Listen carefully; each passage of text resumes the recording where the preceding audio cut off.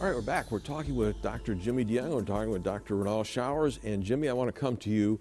The Bible talks about the Battle of Armageddon. Everybody has taken that word and used it to apply to all kinds of situations that it really doesn't apply to. And I want to know, what does the Bible say is going to happen up ahead?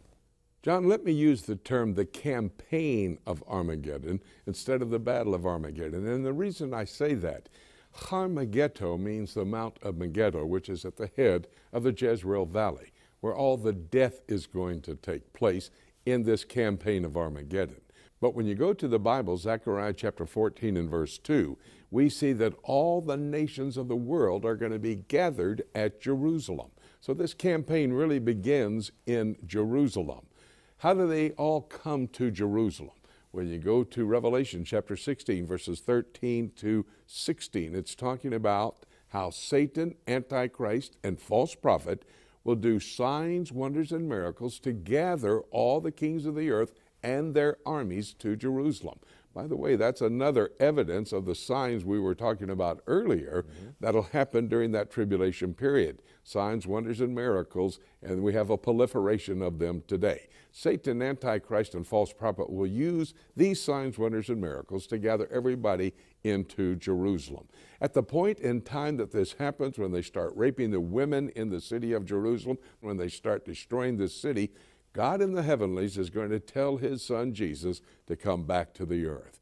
You see in chapter 19, verse 11 in the book of Revelation, that Jesus mounts his white horse.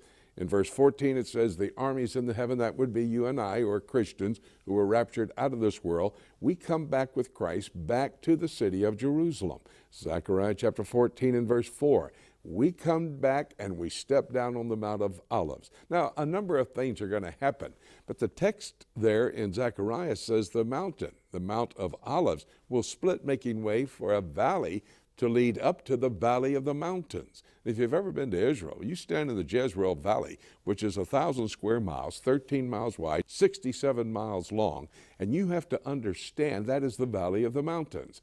Behind you, if you're looking to the north, you see the mountains of Nazareth, Mount Tabor, Mount Moreh. Over to the east, Mount Gilboa going down the Jezreel Valley. Over to the left, out to the west, you have the mountains of Carmel. So this Jezreel Valley is surrounded by the mountains. Napoleon said it's the most strategic battlefield in all the world because you can fight in the daytime in that 1,000 square miles, bivouac on the slopes of the mountains in the evening, re-strategize, and come to fight again.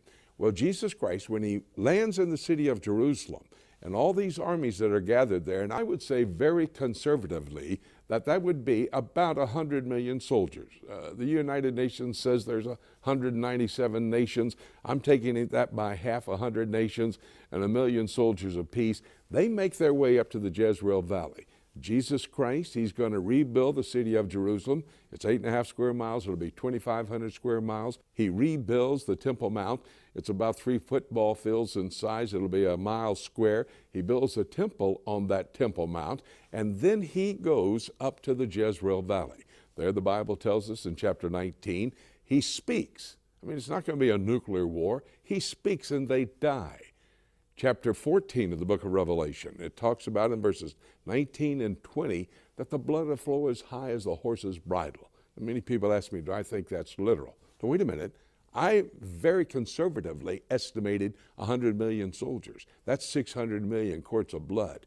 You do the numbers, and that blood's going to flow 176 miles. That's about 50 quarts of blood for every foot.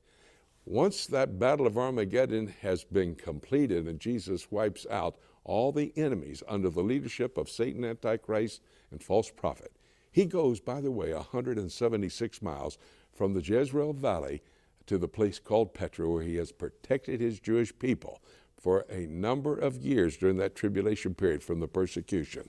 He then travels through the Jordan Valley, up the backside of the Mount of Olives, across the Kidron Valley, up through the eastern gates, goes into the temple, into the Holy of Holies. And there he sits down as King of Kings and Lord of Lords.